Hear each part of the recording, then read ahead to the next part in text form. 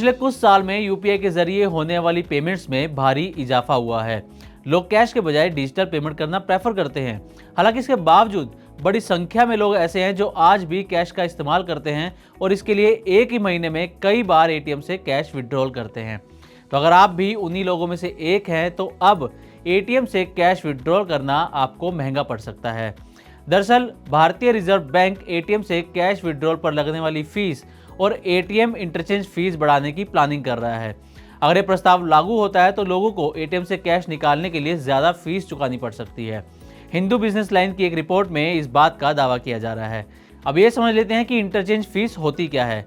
ATM interchange fees वो fees होती है जो एक बैंक दूसरे बैंक को उसके एटीएम का इस्तेमाल करने के लिए देता है। ये फीस अक्सर ग्राहक की ओर से किए गए ट्रांजैक्शन में जोड़ दी जाती है। इस रिपोर्ट के मुताबिक national payments corporation of India यानी एनपीसीआई ने प्रस्ताव दिया है कि 5 फ्री ट्रांजैक्शन की लिमिट पार करने के बाद इस पर लगने वाली फीस को 21 रुपये से बढ़ाकर 22 रुपये प्रति ट्रांजैक्शन कर दिया जाए। वहीं कैश ट्रांजैक्शन पर एटीएम इंटरचेंज फीस को 17 रुपये से बढ़ाकर 19 रुपये करने का प्रस्ताव है। इसके अलावा नॉन कैश ट्रांजैक्शन पर यह फीस 6 रुपये से बढ़ाकर 7 रुपये करने का भी प्रस्ताव में जिक्र किया गया है। रिपोर्ट के अनुसार बैंकों और व्हाइट लेवल एटीएम ऑपरेटर्स ने नॉन मेट्रो और मेट्रो दोनों तरह के शहरों में एनपीसीआई के इस प्रस्ताव पर सहमति जताई है। व्हाइट लेबल एटीएम ऑपरेटर वो होते हैं जो स्वतंत्र रूप से एटीएम ऑपरेट करते हैं। हालांकि इस मामले पर अभी तक आरबीआई और एनपीसीआई ने कोई आधिकारिक प्रतिक्रिया नहीं दी है, लेकिन रिपोर्ट्स में ये भी दावा किया जा रहा है कि आरबीआई ने सितंबर 2023 में एक कमेटी का गठन किया था जिसमें इंडियन बैंक्स एसोसिएशन के CEO, state bank of India और एचडीएफसी बैंक के अधिकारी शामिल थे। इस कमेटी ने प्राइवेट और सरकारी बैंकों की लागत का आकलन किया और सिफारिश की कि एनपीसीआई का प्रस्ताव मेट्रो शहरों के लिए लागू किया जा सकता है, लेकिन असली समस्या ग्रामीण और सेमी अर्बन क्षेत्रों में है। हालांकि इस पूरे मामले की मनी9 पुष्टि नहीं करता है।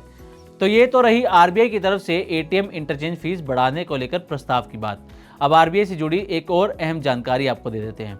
दरअसल आज यानी 5 फरवरी से मॉनेटरी पॉलिसी कमेटी की मीटिंग शुरू हो चुकी है जो 7 फरवरी तक चलेगी। कयास लगाए जा रहे हैं कि इस मीटिंग में आरबीआई रेपो रेट में कटौती कर सकता है। ये मीटिंग आरबीआई के नए गवर्नर संजय मल्होत्रा के कार्यकाल में होने वाली पहली मॉनेटरी पॉलिसी कमेटी की मीटिंग है। कई जानकारों का मानना है कि रेपो रेट में 25 बेसिस पॉइंट की कटौती देखने को मिल सकती है। फरवरी 2023 से रिजर्व बैंक ने रेपो रेट को 6.5% पर बरकरार रखा है। अगर आरबीआई इस मीटिंग में रेपो रेट कम करने का फैसला लेता है तो इससे आर्थिक ग्रोथ बढ़ेगी और आपके लोन की ईएमआई भी कम हो सकती है। खैर, अभी ना तो एटीएम इंटरचेंज फीस बढ़ाने को लेकर कोई फाइनल डिसीजन हुआ है और ना ही आरबीआई की मॉनेटरी पॉलिसी कमेटी की मीटिंग के नतीजे आए हैं। हालांकि दोनों ही मामलों में आरबीआई जो भी फैसला लेगा उसका असर आम लोगों पर ही देखने को मिलेगा। तो उम्मीद है कि हमारी ये रिपोर्ट आपको पसंद आएगी। इसी तरह की और भी वीडियोस के लिए देखते रहें मनी9 और सब्सक्राइब करें हमारे चैनल। ग्लोबल संकेतों के दम पर कैसे खुलेंगे हमारे बाजार? क्या कह रही हैं खबरें और ब्रोकरी रिपोर्ट्स? किन शेयरों में बनेगा पैसा? बाजार खुलने के बाद क्या खरीदें? किन शेयरों को करें पोर्टफोलियो से बाहर? कैसा रहा बाजार का दिन भर का कारोबार? कैसे तैयार करें कल के बाजार की स्ट्रैटेजी? इन सब सवालों के जवाब जानिए मेरे साथ ओपनिंग बज और क्लोजिंग बज में इन वक्त पर सिर्फ मनी9।